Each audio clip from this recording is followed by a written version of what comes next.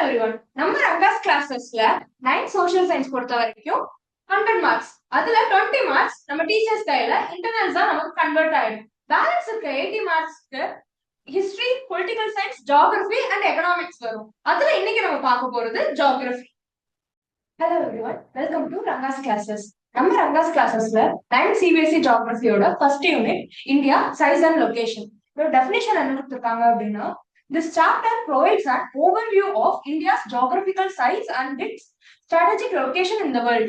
It explains India's extent, neighboring countries, and its significance in relation to continents, oceans, and important geographical features.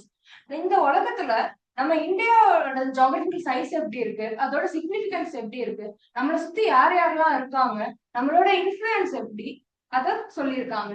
இதுல 5 keywords வந்து கொடுத்திருக்காங்க. இந்த keywords தான் வந்து main character மாதிரி இவங்க சுத்தி இந்த சாப்டர் வந்து ரிவால்வ் ஆகுது. ஃபர்ஸ்ட் என்னன்னா இந்தியன் சப்கான்டினென்ட், அதுக்கப்புறம் ட்ராபிக் ஆஃப் கேன்சர், அதுக்கப்புறம் neighbouring countries, then vast coast lines, then standard meridian. இது வரைக்கும் நம்ம பார்த்ததுல உங்களுக்கு ஒரு ஸ்பெசிபிக் யூனிட்டுக்கு மட்டும் ஹெல்ப் வேணும் அப்படின்னு நீங்க நினைச்சீங்க அப்படின்னா நம்ம ரங்காஸ் கிளாஸஸோட டியூஷன் 1-on-1 செஷனை வந்து நீங்க கன்சிடர் பண்ணலாம்.